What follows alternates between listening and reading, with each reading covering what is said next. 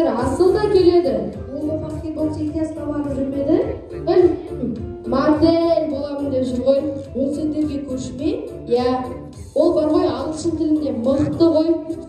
Қызық екен. Модель болу үшін ағылшын тілін жақсы білу керек шығар. Айбол, ол шынымен ақылды қыз ба? Я, ақылды қыз. Сен солай ойлайсың. Ол әлден модель болуды ойласа, оның несі ақылды? Ол физика және математикадан үздік оқиды. Асыл маған адам жан жақты болу керек дейді. Онда шынымен ақылды қыз екен. Сәлем. Міне, Асылдар да келді. Асыл сәлем. Айбол сені бағанда мақтап жатыр. Қайырлы күн балалар. Мен өзім бірге туысым Арман деп келдім. Ол да сендермен ойнағысы келеді. Привет, ребят! Что-то не так? Мен мұнымен ойнағым келмейді. Неге? Мен орыс тілінде жақсы сөйлемеймін. Өткенде бір балалар сол үшін мазақ қылған. Өздері қазақтар сөйтіп тұра. Өз тілін білмейтіндерді көрсем, жыным ұстайды. Айбол, меніңше Арман күлмейді. Білсең көрсетеміз. Той балалар, сендерге несі ұнамай тұр? Менің бауырым өте жақсы бала. Өз елінде қазақша сөйлейді деп мазақ қылатын болса, онда олар барып тұрған мәңгүрт надан деп атам ашуланып айтты. Сол жолы адамның қан қысымы көтеріліп кетті. Ребят, давайте играть. Қазақша айт, сонда ойнаймыз. К сожалению, я не знаю. Балалар, сендерге не болған? Сен өзі қазақсың ба? Да, я казах, немножко понимаю. Асыл, ренжіме, біз сенің ініңмен ойнамаймыз. Сендер сөйдей қылған жоқсыңдар ма? Асыл, мына сөзіңді туысқаныңа перевод жасап түсіндірмесең, ол түсінбейді. Олай болса, мен де сенімен ойнамаймын. Кеттік. Сылық, досым, мені жақтағанына көп-көп рахмет. Әрине досымды жақтаймын. Қыздарды қойшы, менің де атам айтқан бөріктің намысы бірден.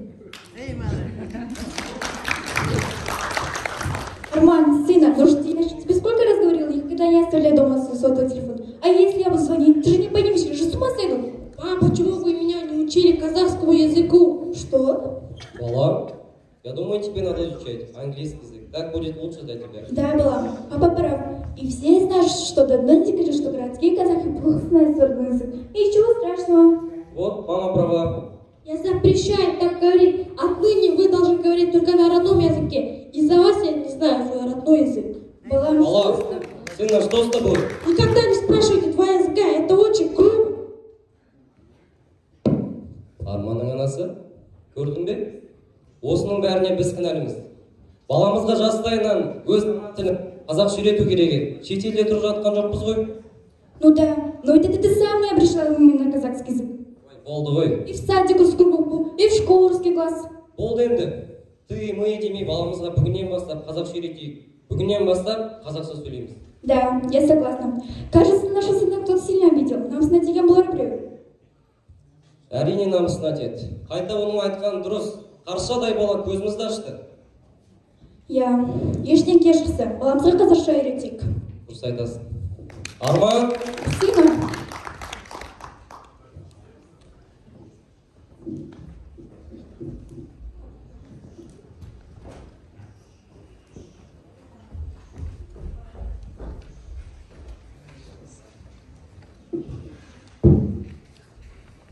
Қайран қазағым-ай! Бізден кейінгі ұрпақтың тілі бұлай шұбарлады деп ойладық па?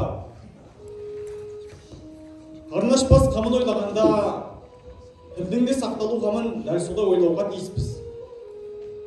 Біз де өзгелерше әуелі өз тілімізде оқытып, онан соң басқаша оқытуға тиіспіз. Тілі жоғалған жұрттың өзі де жоғалады. Бала ана тілінде тәрбиеленбесе, ертең өз ұлтына қызмет қыла алмайды.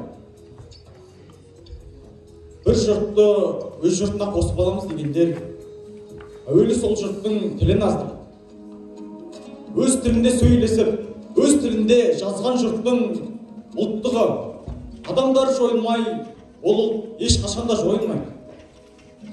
Ұлттың сақталып қалуына да, дәл солай жойылып кетуіне де ең басты ықпал ететін қуат ол тіл.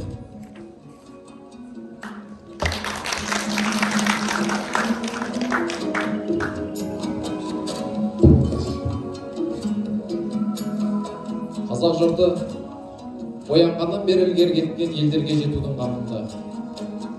Мәдениеттің негізі білім, ал білімге тіл арқылы ғана жетесің. Білімді елдің тілі де бай болады.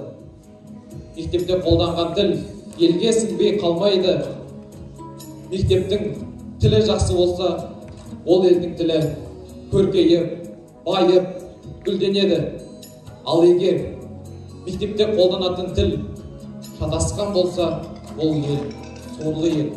Ондай елдің тілі жойылмай қалмайды.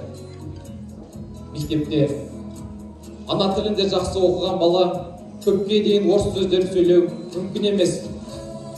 Біздің айтайын деп тұрғанымыз мынау: өзге тілде жақсы сөйлеймін деп мақтанудың қажеті жоқ. Ойлану керек. Ана тіліңді біліп тұрып, өзге тілде жақсы сөйлесең, бұл сүйініш.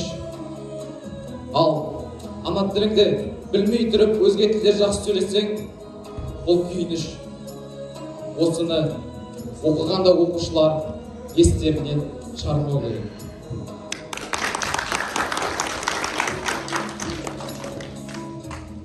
Мен Омар Қараш. Бір халықтың өз тілінде білімі, өнері болмаса, онда ол халықтың тілі өзгереді, бұзылады. Там көршілес мықты халықтың тілімен әсерлесіп, соңында соған құл болады.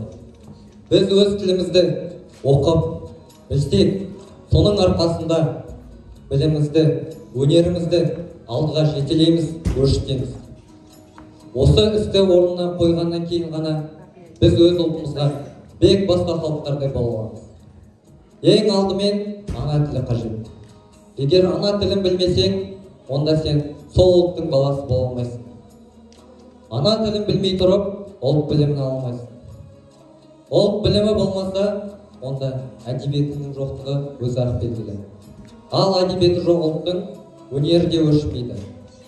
Яғни ол бүтіндей өлген, жоғалған ұлт болып саналады.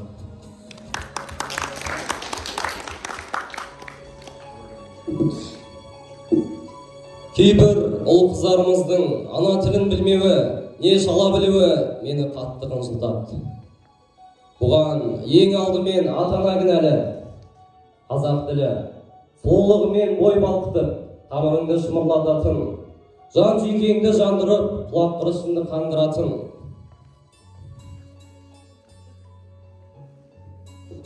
Өткірлігімен қияншты ермен елге бірдей медет беріп, адам түгіл, жағдайдың даусына құм құятын кемел тіл.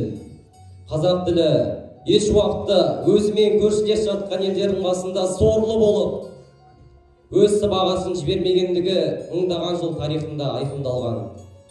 Өз тілін сезбеген бала ана сүтін татпаған жетіммен тең. Тіл байлығы, тіл қасиеті, ұлт байлығы,